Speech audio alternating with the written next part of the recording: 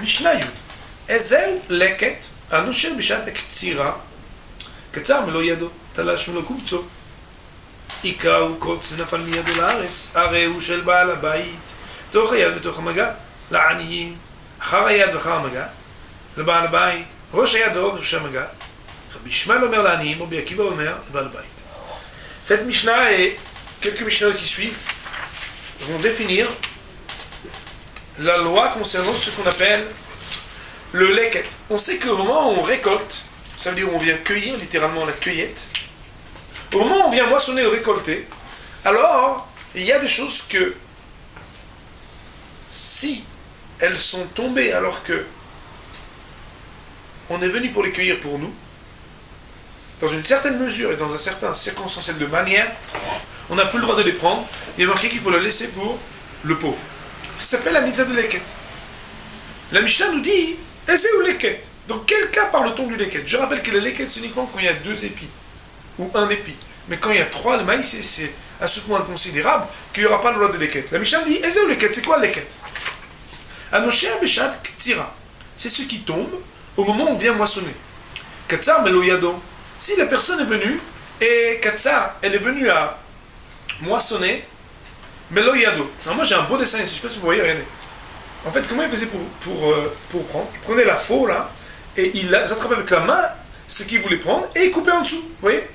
Donc si le bonhomme il vient, Katsar melo yado, il est venu, et il a fait comme ça, Talash melo kumtso, ou bien qu'il a arraché comme ça pour enlever, avec toute sa poignée, ouais, Ika ou Kotz, et qu'au même moment, il a une ronce qui vient lui faire mal, fait nafal miyadolaret, c'est que c'est à cause de ça que l'épi ou les 2 épis sont tombés par terre.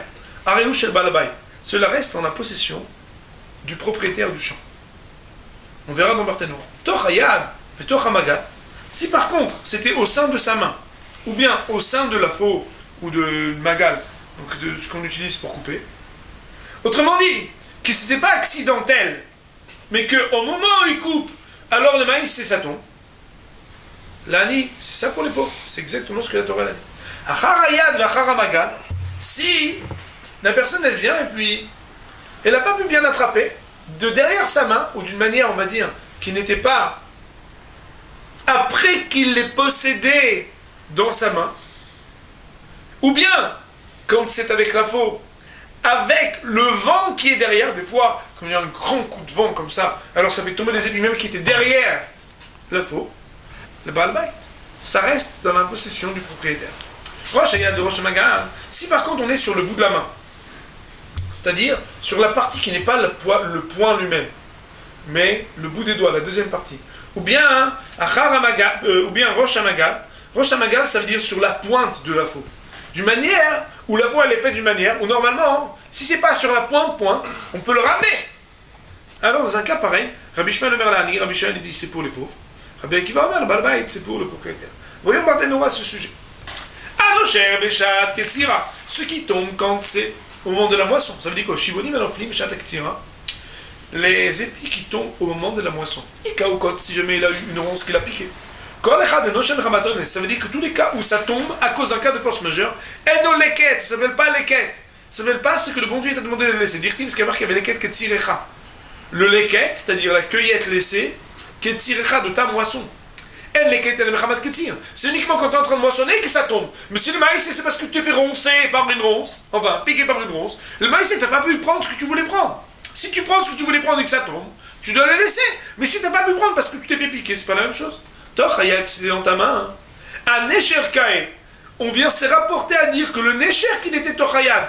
Donc ça veut dire que ce qui est tombé, c'était dans ta main. Que le mar Toch hayad venacha, c'était mamash dans ta main et c'est tombé.